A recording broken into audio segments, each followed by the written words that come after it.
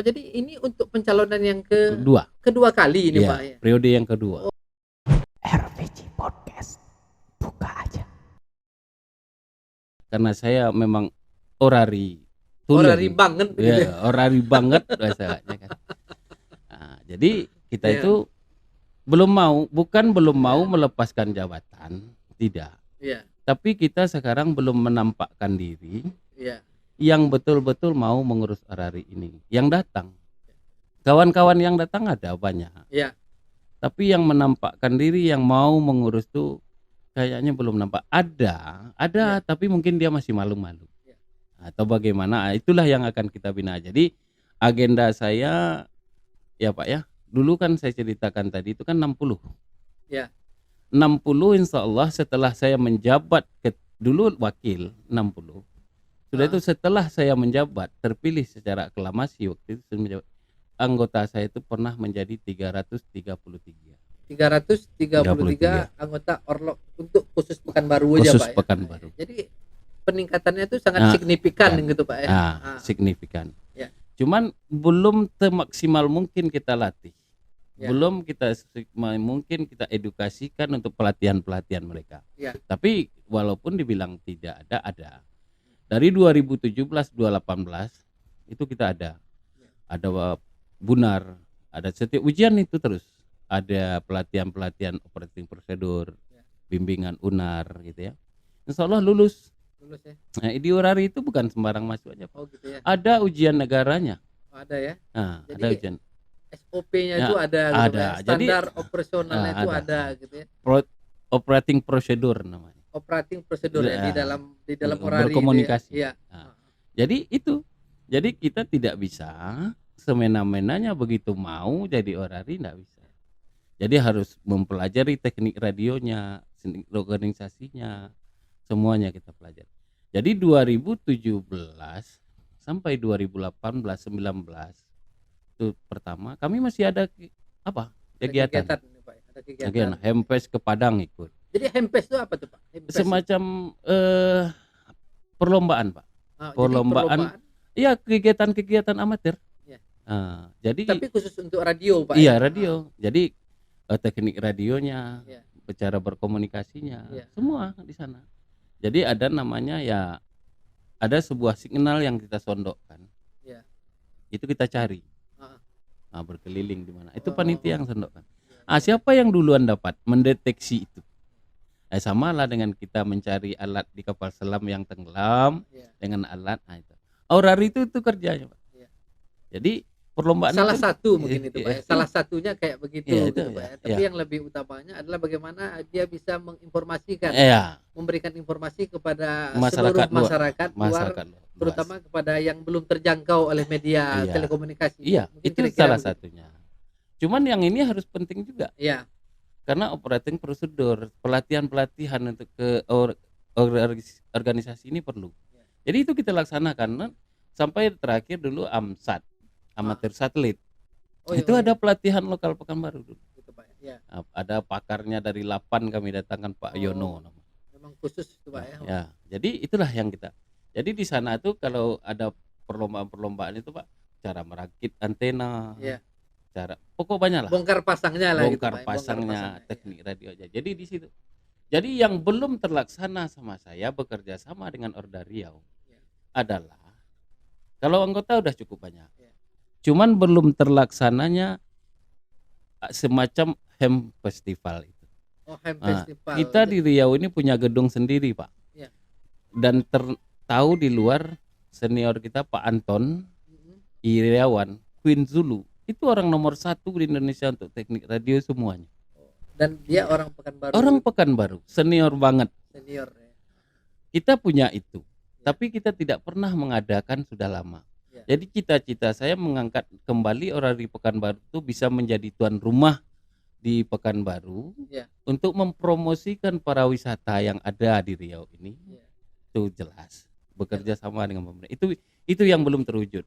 Jadi setelah kalau itu kemarin tercapai sama saya dan ada generasi selanjutnya yang mau ikut, mungkin saya sudah mau melepas ini.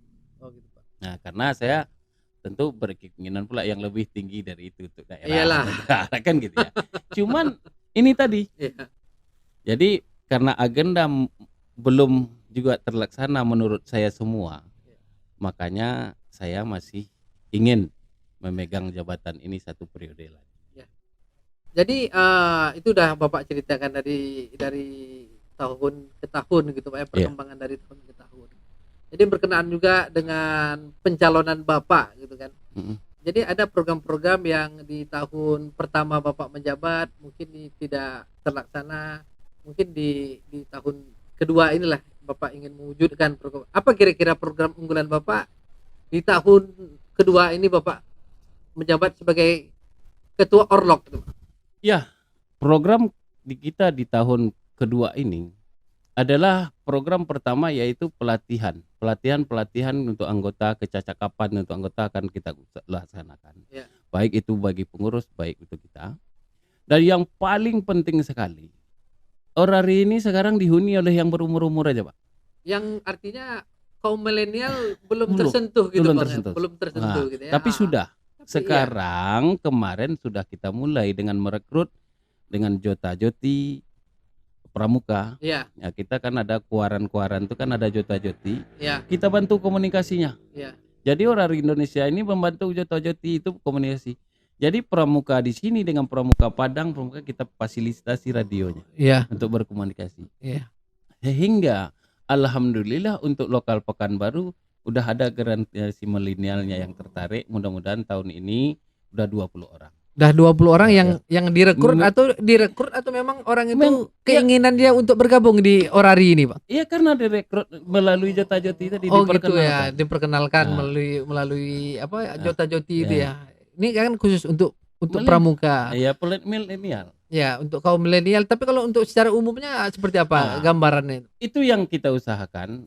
Kita kemarin sudah audien sama DPRD Provinsi Kota Pekanbaru. Ya, jadi 2 itu provinsi dan kota gitu ya. Enggak dengan DPRD Kota Pekanbaru. Dengan DPRD karena kita Orlok ya. Jadi Orlok. mungkin udah koordinasi kemarin. Itu kita sudah Sudah bilang kalau bisa kita akan memberikan pelajaran ke mahasiswa. Oh, supaya go to kampus namanya. Go to kampus gitu ya. Jadi orari go to kampus supaya mahasiswa ini tahu kebutuhan apa. Iya. Karena mahasiswa itu kan banyak macam. Dia ada dari kehutanan, dari perikanan, dari mana nanti. Kan dia harus tahu komunikasi ini. Jadi kita sudah coba. Dan juga kami kemarin juga sudah menghadap ke Kesbangpol Kota Pekanbaru. Iya. Dan juga kami meminta kepada Pak Kesbangpol, cobalah Pak, bagaimana SKPD ini mampu bisa belajar di orari ini. Nah, dengan pemangku jabatan, dengan pemangku apa harus kita sinkron. Nah, itulah program kita selanjutnya. Jadi ingin merekrut orari milenial ke depannya. Karena kita yang tua-tua, kalau kita tidak ada generasi pelanjut ini hilang. Iya. Nah, itu Allah kami sudah lakukan. Jadi kalau program itu harus berkelanjutan, siapapun nanti yang memimpin kita sarankan harus berkelanjutan. Tapi seperti yang saya bilang tadi, program unggulan saya ke depan yaitu pelatihan, mengikuti Hemfest. Jadi kalau mengirim kontingen kita ke orda-orda lain untuk bertanding, untuk apa, itu sudah kita lakukan dan kita akan lanjutkan lebih giat lagi. Dan program unggulan kita yang paling itu bekerja sama dengan pemerintah, bagaimana kita bisa mengadakan pelatihan. Ya, pada intinya pelatihan. Yang pertama adalah peningkatan pada sumber daya manusianya. Gitu. Itu program kita ya, mudah-mudahan didengar sama aparat terkait dan kita coba sowan ke semana mereka, audien sama mereka nanti. Itulah program kita ke depan. Jadi akan kita rangkul semua. Jadi kalau bisa kita orari daerah Riau ini mantap Pak. Punya gedung tersendiri. Bapak tanya di mana yang Anda punya gedung sebesar itu? Kita cuma punya Orlok Kota Pekanbaru, tapi kota daerah Riau yang punya. Oh, daerah Riau. Jadi kita berkantor 2 situ, Bang. Iya. Jadi di situ ada kantor kordanya, koordinator daerahnya untuk Provinsi Riau, dan ada Orlok untuk Kota Pekanbarunya. Karena Orda itu kalau tidak ada Orlok itu enggak akan ada. Iya, betul. Enggak pernah ada itu. Jadi barometer dari orari daerah Riau adalah orari lokal Pekanbaru. Orari lokal Pekanbaru sukses, mereka pasti sukses. Karena sebagian mereka itu yang di Orda itu kan adalah anggota orari lokal Pekanbaru. Oh iya, jadi secara otomatis orang itu karena dia juga berdomisili di Pekanbaru dan mempunyai hobi yang sama di bidang telekomunikasi, amatir radio, jadi secara otomatis orang itu juga bergabung di Orlok Kota Pekanbaru. Kira-kira begitu Bang ya. Jadi kalau kita tidak bisa bekerja sama dengan Orda, bagaimana memimpin Orlok? Ya. Jadi yang mencalon sekarang, yang datang sekarang mencalonkan itu belum pernah ada kerjasamanya mendekatkan diri. Oh gitu. Cuman pas baru mau muslok hadir ya. Ya biasalah kalau kita di mana-mana kan kayak begitu Bang ya kan. Ya ibarat di mana ada semut di situ ada gula. Sudah itu sedang berbuah. Iya. Baru dia datang menjual. Waktu kan? Tidak berbuah dulu, waktu apa dia diam. Iya. Jadi saya berharap, kalau seandainya kita terpilih, saya akan tarik mereka. Iyalah. Jadi pengurus, belajar, belajar 1 periode ini, nanti ambil. Itu prinsip saya. Ya, jadi mempersiapkanlah orang itu untuk menduduki jabatan sebagai Orlok. Kemarin belum bisa saya persiapkan karena COVID. Jadi COVID, jadi ya mungkin anggota itu takut datang atau bagaimana, kita tidak menyalahkan anggota. Cuman langkah berikutnya inilah program saya itu mempersiapkan ke depannya generasi milenial yang bisa mengurus dan memberikan pelatihan-pelatihan itu. Dan mudah-mudahan kita disokong oleh pemerintah Kota Pekanbaru. Oh ya, tentunya kayak begitu, harapan kita juga kayak begitu, Pak. Dan beban kita berat. 2024 nanti ada Pilpres. Semuanya ada Pilpres, ada Pilkada, ada Pileg. Kalau bisa organisasi orari ini ikut membantu, ikut membantu memfasilitasi komunikasinya, menyampaikan berita-berita yang baik, yang apa. Nah, itu yang kita harapkan. Dan juga waktu COVID kemarin kan orari ikut berpartisipasi, memberitakan, malahan tadi kita baru jadi relawan COVID membagi-bagikan masker. Sama PMP. Jadi dari sekian banyak itu Pak, tentu ada tantangan yang akan yang Bapak perkirakan. Apa kira-kira tantangannya ke depan orari ini supaya bisa tetap eksis lah di amatir radio gitu. Ya tantangannya banyak. Karena handphone yang masuk dengan teknologi sekarang yang lain. Tapi kita harus menyadarkan kepada masyarakat bahwa teknologi itu ada tuannya. Kalau handphone ini ada tuan, Pak. Kalau tuannya lumpuh, dia enggak ada apa-apa. Tapi orari ini enggak ada tuannya. Tuannya kita sendiri. Bawa perangkat sandang ke sana bisa mengetik. Ini beda, Pak. Komunikasi radio ini enggak ada tuannya. Tuhannya yang ada. Karena diantarkan oleh gelombang angin. Jadi beda dia beda. Kalau ini ada tuan, handphone ada tuan, Facebook ada tuan. Enggak kata tuannya, enggak. Tapi kalau iya kata tuannya jalan. Contoh tadi, waktu Telkomsel terbakar kabel-kabelnya berapa hari kita menderita. Ya lebih kurang 1 minggu. Saat itu kan lebih kurang 1 minggu. Memang lumpuh. Tapi yang pakai ini kan, yang dianya gitu. Yang kita kan Indosatnya kan terganggu, nggak bisa mengirim berita kemana-mana. 1 hari pertama itu bisa nggak Bapak nelpon? Nggak bisa, memang lumpuh betul semua. Makanya saya bilang itu kan dalam keadaan normal, apalagi nanti kalau keadaan bencana. Ya kita tidak berharap, mana kita berharap untuk bencana, tapi sebagai manusia untuk kita berikhtiar, jangan sampai hilang informasi ini waktu ketika bencana. Nah, dari sekian itu Pak, jadi kita kembali lagi kepada pencalonan Bapak sebagai Ketua Orlok untuk yang kedua ini Pak, pada tanggal 20 itu. Itu sejauh mana Pak persiapan Bapak untuk meraih kembali gitu kursi Ketua Orlok Kota Pekanbaru ini? Kalau saya gini Pak, salah satunya contohnya gini, kita sudah bentangkan kepada anggota. Ini yang saya kerjakan, ini yang saya buat, dan kedepannya ini yang masih tinggal. Jadi saya juga sekarang menjualnya kayak gitu aja Pak. Karena enggak bisa kita berbuat lain. Karena organisasi ini organisasi hobi yang enggak mana pernah ada masuk uang di sini. Iya.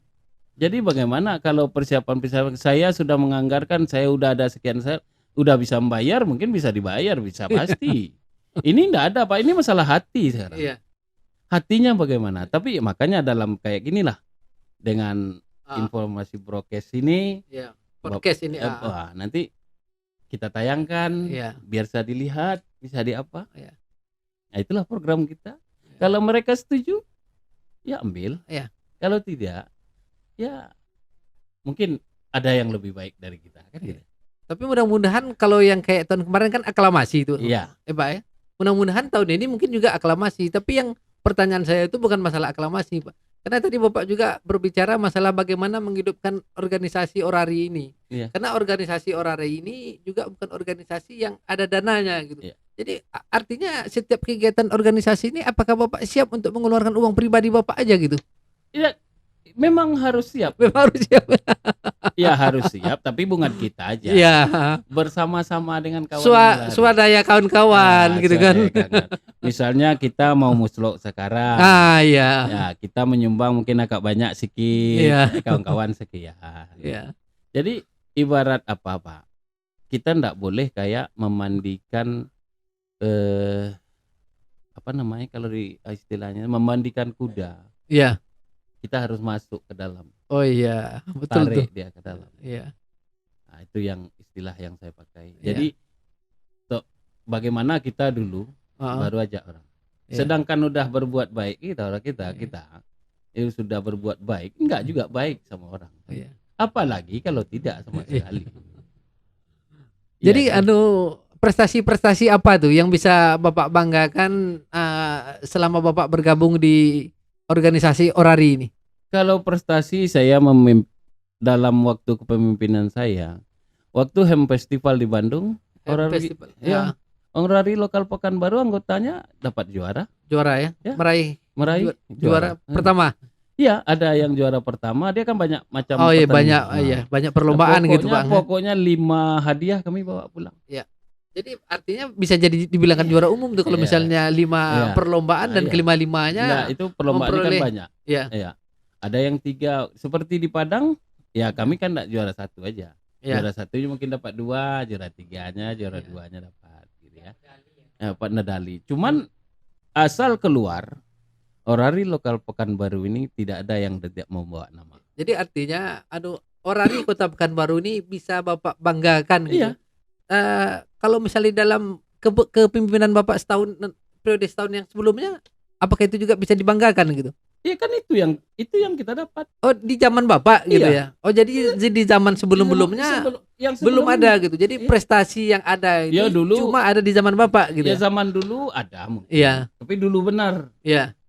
Mungkin di tahun 2094 2000-an. Tapi dari 2006 ke atas sampai 2014 itu enggak ada. Enggak ada lagi ya. Cuma 2014 ke atas ini mulai kembali bangkit. Nah, itulah 2014 2017 itu. Itulah prestasi di Bandung kita dapat. Di Bandung ya. Di Padang kita dapat. Di Palembang kita dapat.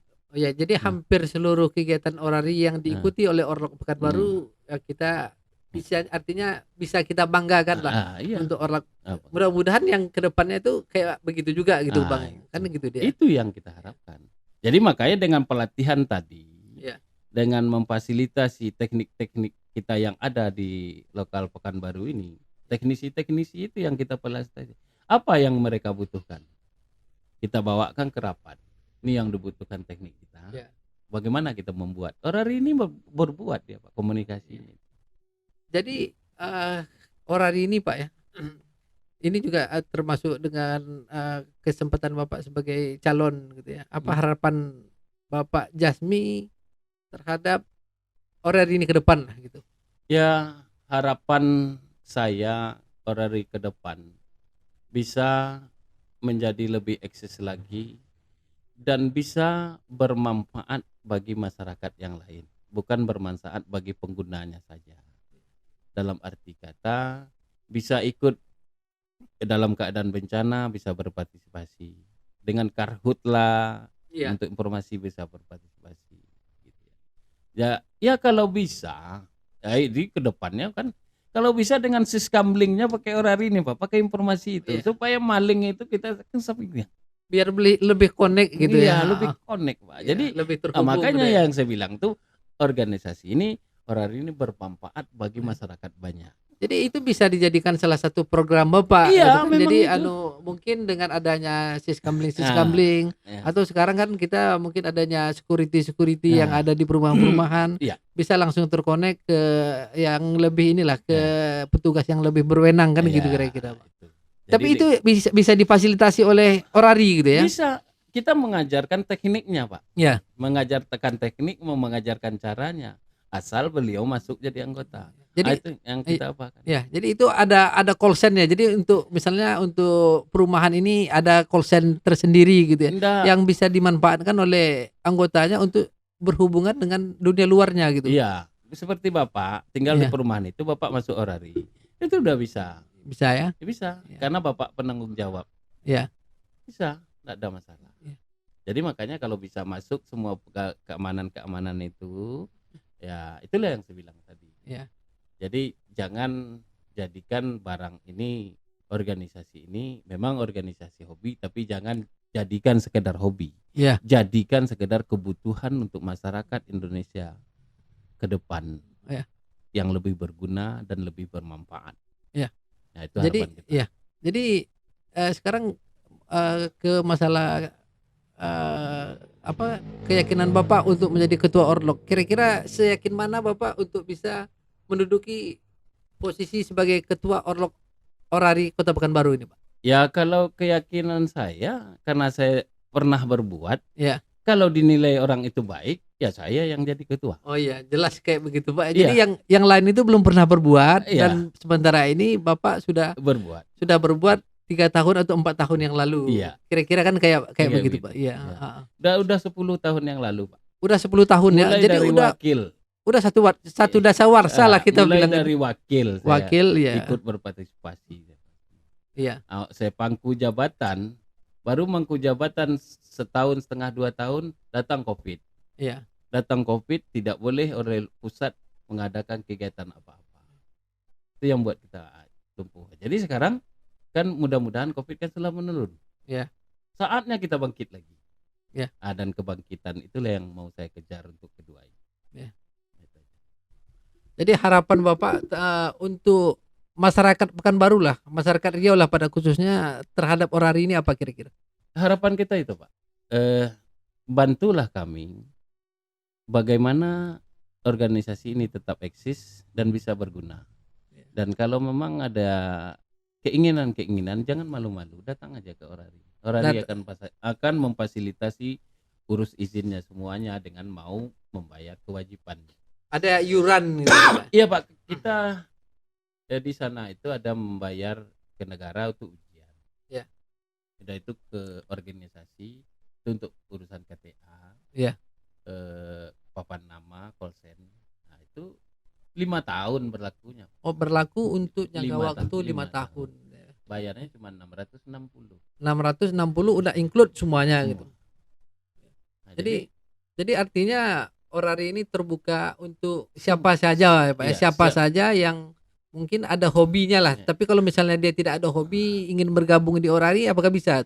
Kalau hobi tidak ada, tujuannya untuk apa? Kalau untuk keamanan boleh. Boleh ya.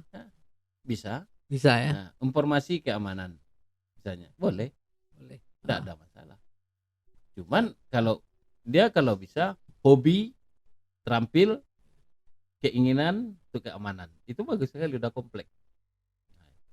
Jadi enggak hobi tapi niat untuk keamanan keliling. Misal Bapak mau Orari, saya bikin ada radio di sini supaya pos-pos, misalnya ada 4 pos di tempat Bapak ada sinkron. Ngapain? Kalau pakai HP Bapak putar-putar dulu ini, tunggu panggilan. Kalau ini enggak Pak, begitu Bapak pencet langsung didengar malah.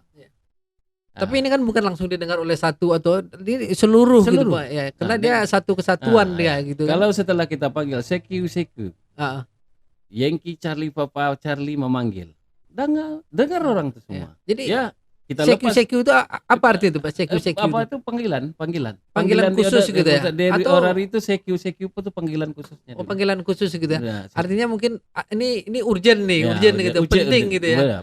Penting gitu ya. Jadi baru memanggil teman-teman gitu, seku orari lokal Pekanbaru. Seku badan keamanan di sini. Memanggil kawan ada berita kemalingan begini-begini. Ya.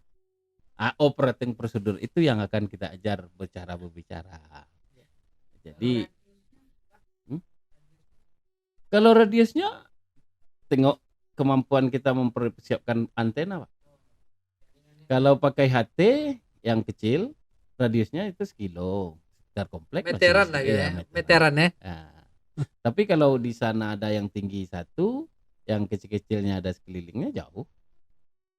Kalau kita di mobil itu, Pak, ada di Rumbai yang tinggi 3 pipa, kita di sini bisa ngomong.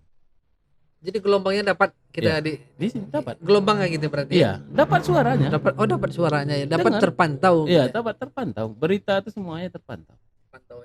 Ya, jadi kalau di mobil saya itu, kalau spot namanya Pak di orari itu, kalau spotnya pas tegaknya bagus, sinkron, di Supai Kumbu itu bisa kita ngomong dengan mobil. Itu udah kiloan meter jadi ya, udah ratusan gitu ya, ratusan kilometer jadi. Dengan syarat yang di Payakumbuh itu tinggi. Oh, jadi dia connect lah ya, sama-sama tinggi dia. Ya. Tapi kalau antara mobil ke mobil cukup jauh.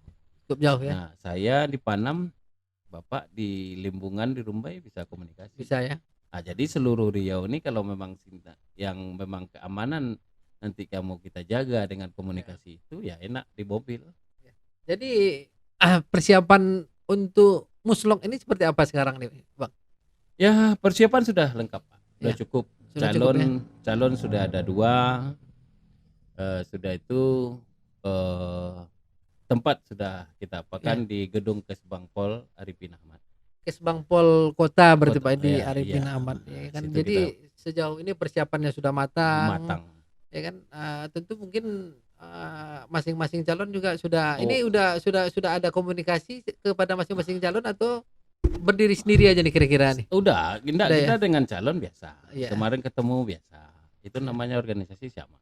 So hello semua bisa. Ya kita itu enggak terbagi sebetulnya.